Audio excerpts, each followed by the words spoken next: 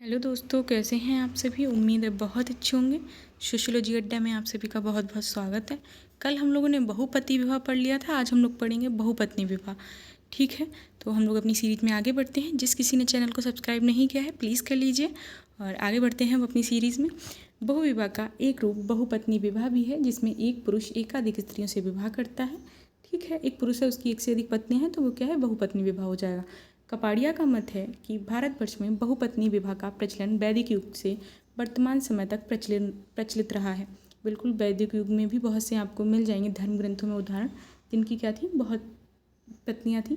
दशरथ हो गए, इनके 3 पत्नियां थी। ऐसे ही तो इस प्रकार क्या है, अर्जुन थे, उनकी 2 पत्नियां थी।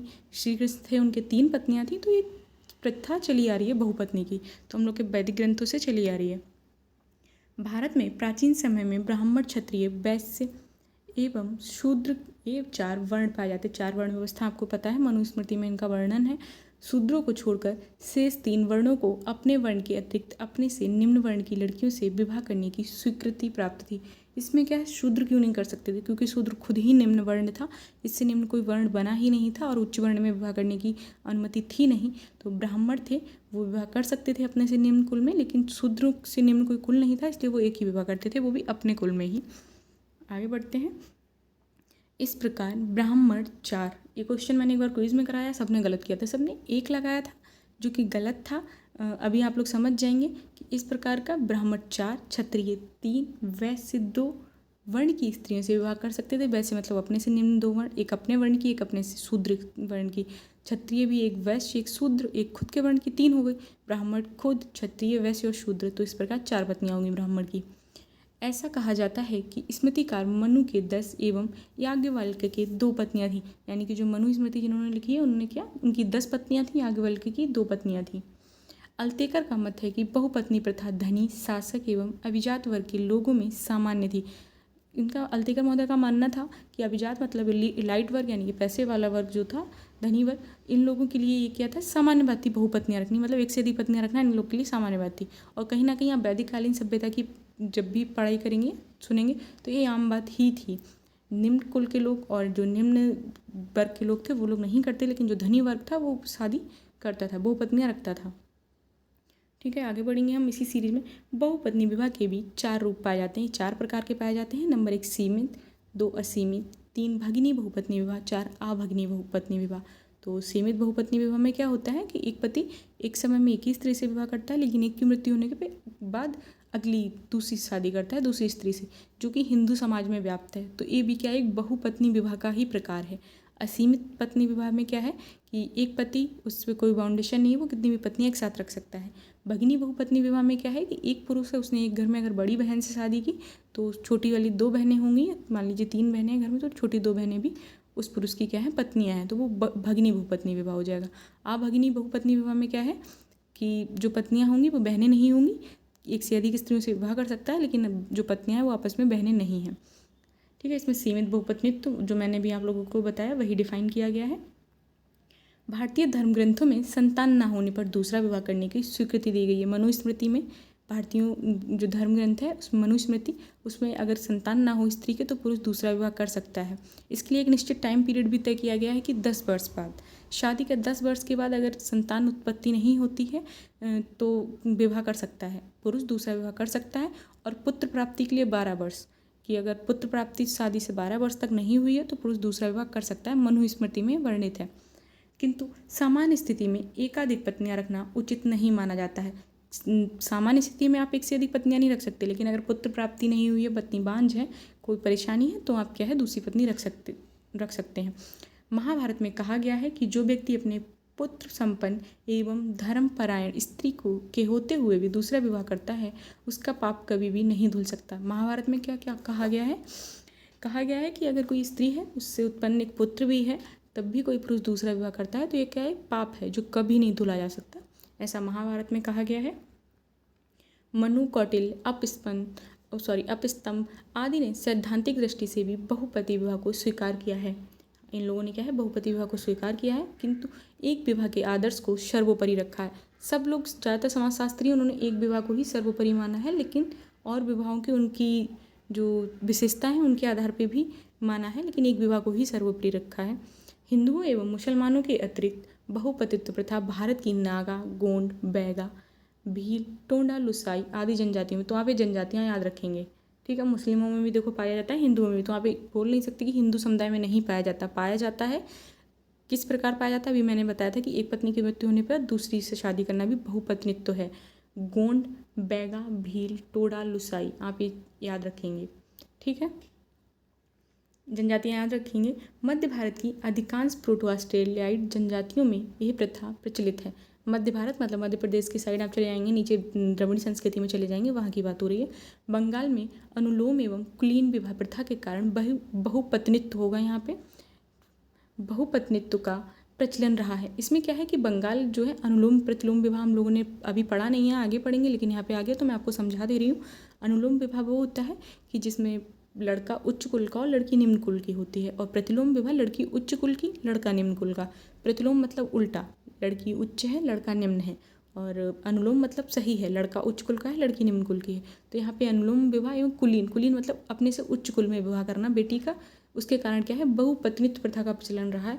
क्यों? क्योंकि लोग थे, अगर राजा एक है, अब कुछ क्षेत्र के लोग हैं वो अपनी बेटी की शादी करना चाह रहे हैं, एक राजा उसके साम्राज्य में अगर 10 अच्छे मंत्री हैं, वो चाहेंगे कि उनका कहीं अच्छे घर में शादी हो जाए, राजा को पसंद आता तो राजा से शादी कर देते। तो इस प्रकार क्या है कि राजा के पास पत्नित्व हो जाता है, मतलब बहुत सारी पत्नियाँ हो जाती हैं।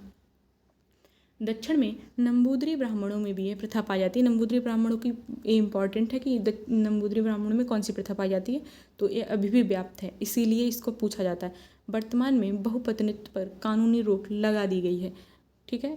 अब आपको अधिनियम भी पता होगा, 1955 वाला अधिनियम है, उसके तहत क्या है बहुपत्नित्व प्रथा पर रोक लगा दी गई है। मुस्लिम समुदाय में नहीं है क्योंकि ये उनके धर्म से जुड़ा मामला है, इसलिए उसमें नहीं है। बहुपत्नी विवाह के कारण, अब इसके लिए कारण हम लोग आगे पढ़ लेते हैं। पुत्र प्राप्ति के लिए हिंदुओं में पुत्र का धार्मिक महत्व है। वही मृत माता पिता के लिए पिंडदान और तर्पण करता है। अतः एक स्त्री से कोई संतान अथवा पुत्र न होने पर दूसरी स्त्री से विवाह किया जाता है। स्मृतिकारों ने प्रथम स्त्री के पुत्र न होने पर दूसरा विवाह करने की छूट दी है। अभी मैंने आप लोगों को बताया था कि हिंदू धर्म में क्या होता है कि पुत्र प्राप्ति है तभी आप लोग स्वर्ग जा सकते हैं, वरना आप स्वर्ग आपको प्राप्त नहीं होगा। तो इस स्थिति में क्या है कि अगर पहली पत्नी से प्राप्त नहीं है तो हम दूसरा विवाह कर सकते हैं। आर्थिक कारण, भारत में उन जनजातियों को जो पहाड़ी भागों में रहती हैं जीवन यापन के लिए प्रकृति से कठोर संघर्ष करना पड़ता है। विषम भौगोलिक परिस्थितियां होने पर आर्थिक आवश्यकताओं की पूर्ति परिवार के कई सदस्यों के सहयोग से ही संभव हो पाती है। परिवार में अधिक स्त्रियां होने पर उन्हें खेती एवं गृह उद्योगों में काम पर लगाकर उनका आर्थिक सहयोग प्राप्त किया जाता है।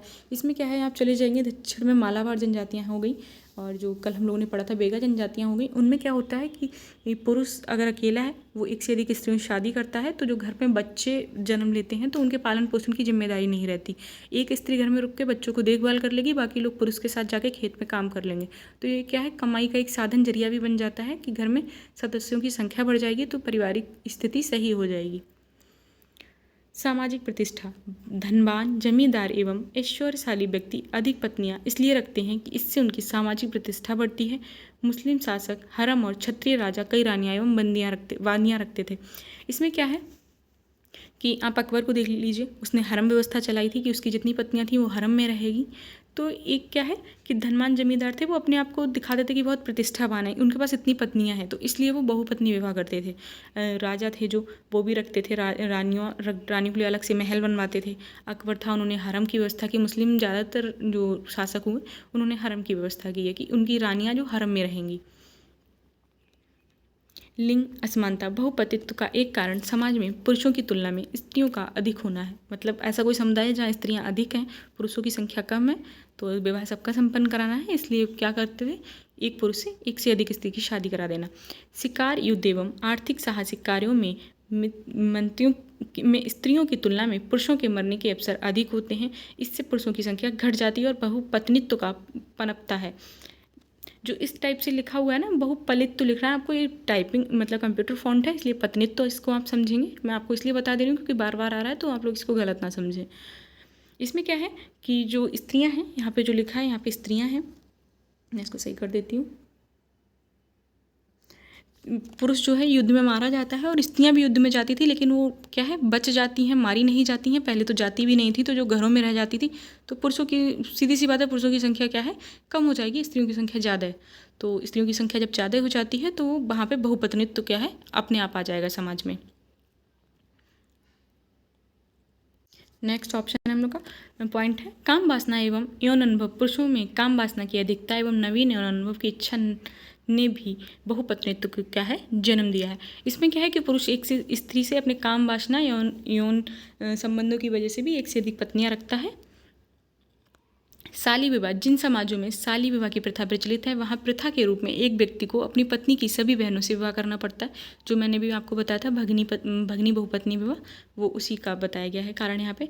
देवर विवाह, कुछ समाजों में देवर विवाह का भी प्रचलन है। अतः जब एक भाई की मृत्यु हो जाती है तो उसकी विधवा स्त्री से दूसरा भाई विवाह कर लेता है। इससे जीवित भाई की पत्नियों की संख्या बढ़ जाती है। मान लीजिए देवर ने पहले ही विवाह करके रखा है और बड़ा भाई एक्सपायर हो गया, तो उसकी जो भी पत्नी होगी तो वो देवर की पत्नी भी हो जाएगी। तो क्या है देवर की पत्नियों की संख्या ज़्यादा हो जाएगी, बहुपत्नी हो जाएगा वहाँ पे। युद्ध एवं आक्रमण, युद्ध एवं आक्रमण के समय भी स्त्रियों को अपहरण करके लाया और इनसे विवाह कर लिया जाता था। पहले का है, अब तो ये चीज़ें नहीं हैं फिलहाल। कई जनजातियों में घर की उचित देखरेख एवं बच्चों के समुचित पालन पोषण के लिए एकाधिक पत्नियां रखना अच्छा माना जाता है। अफ्रीका की जनजातियों में स्त्रियां अक्सर अपने पिता के घर आती जाती रहती हैं, अतः बच्चों एवं घर की देखरेख के लिए एकाधिक पत्नियां रखी जाती हैं। मतलब अगर एक मायके चली गई तो एक पति के पास रहेगी, इसलिए भी बहुपत्नीत्व का विवाह किया जाता है। आपको इसके कारण पता चल गए। वेस्टरमार्क ने बहुपत्नीत्व के निम्नलिखित कारण बताया। वेस्टरमार्क ने स्पेशली बताया, इनके कारणों को हम लोग ध्यान रखेंगे। जंगली जनजातियों में गर्भवती एवं दुग्धपान कराने वाली स्त्री के साथ सहवास नहीं किया जाता है। इससे बाधित ब्रह्मचर्य के कारण उनमें बहुपत्नीत्व की प्रथा चल पड़ी। इसमें क्या होता है, अगर एक स्त्री है वो गर्भवती है, उसके बच्चा होने वाला, बच्चा दूध पीता है, स्तनपान कराती है स्त्री, तो ऐसे में पुरुष यौन संबंध नहीं बनाता उस स्त्री से, तो वो दूसरा विवाह कर लेता है। इसलिए भी बहुपत्नीत्व की प्रथा क्या है जनजातियों में चली है। जंगली जनजातियों में पुरुषों की तुलना में स्त्रियां जल्दी वृद्ध हो जाती हैं, अतः पुरुष दूसरा विवाह कर लेते हैं। ठीक है। तीसरा क्या है, विविधता की इच्छा के कारण भी बहुपत्नीत्व पाया जाता है। विविधता का मतलब अपना जीवन साथी विभिन्न विभिन्न प्रकार का हो, किसी से ये इच्छा पूरी हो, किसी से वो इच्छा पूरी हो, इसलिए भी क्या है एक पुरुष एक से अधिक विवाह करता है।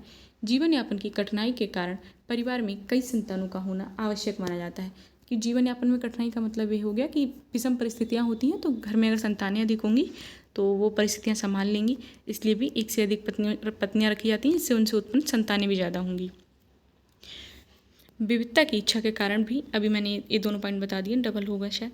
बहुपत्नी विवाह के परिणाम, अब हम उनके परिणाम की बात कर लेते हैं। बहुपत्नी विवाह के परिणाम स्वरूप समाज को कुछ लाभ एवं हानियाँ दोनों ही होती हैं, उनका हम यहाँ उल्लेख करेंगे। लाभ क्या है, बहुपत्नीत्व के कारण कामी पुरुष की यौन इच्छाएं परिवार में ही पूरी हो जाती हैं।